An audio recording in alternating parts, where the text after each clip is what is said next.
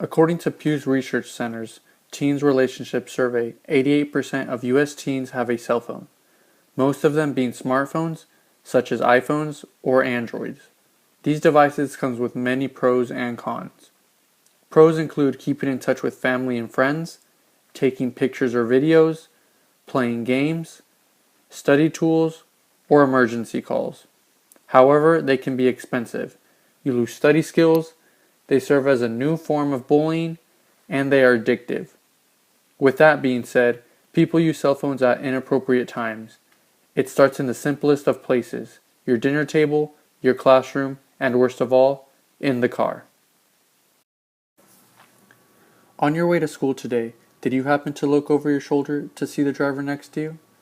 He or she could have been eating, putting on makeup, or even worse, texting. Today, I'm going to inform you why it is dangerous to text and drive and some helpful tips on how to avoid falling into the temptations.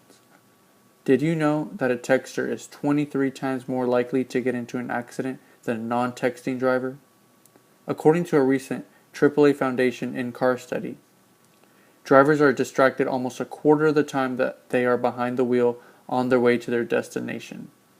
They are also suggested that the distraction contributes to 16% of all fatal crashes, leading to around 5,000 deaths every year. 5 seconds is the average time your eyes are off the road while you look down to send a quick text. Just in those 5 seconds is enough time to cover the length of a football field if you are driving at 55 miles per hour. Car and Driver magazine performed an experiment to document just how dangerous texting and driving can be in comparison with drunk driving. During the experiment, cars were rigged with a red light to alert drivers when to brake. The magazine tested how long it would take to hit the brakes in 4 different scenarios. 1 sober, 1 legally impaired at a blood alcohol concentration level of 0.08, 1 reading an email, and another sending a text. Sober focused drivers took an average of 0.54 seconds to brake. Legally drunk drivers, 4 feet needed to be added. An additional 36 feet was necessary for reading an email, and a whopping 70 feet was needed for sending a text. Another test conducted by the Transport Research Laboratory in London found that drivers who texted had slower response times, were more likely to drift in and out of lanes, and even drove worse than drivers who were high on marijuana. The study found that reaction times for texting drivers were 35% worse than those drivers with no distractions. Not only is texting and driving dangerous, but it is also against the law. The fine for the first-time offense in California includes a penalty of $76. The second offense can range anywhere from $150 to $200. This is Alex Brown, a 17-year-old senior in high school who passed away on November 10, 2009. Alex died after crashing her truck on the way to school.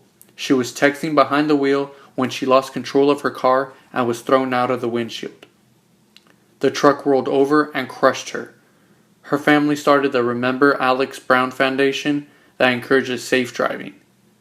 The Brown family lost a daughter and a sister that day, all because of a simple text.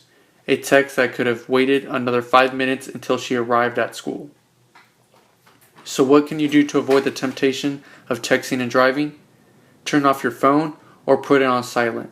Place it in your glove compartment or have a passenger hold on to it. Not knowing that you've received a message or phone call on your phone will help avoid the temptation. If you must use a cell phone while driving, safely pull off the road and use it. I hope that with the information that I've shared with you, you will practice safe driving habits and avoid using cell phones while you drive. By doing so, you will help create a safer driving environment for everyone.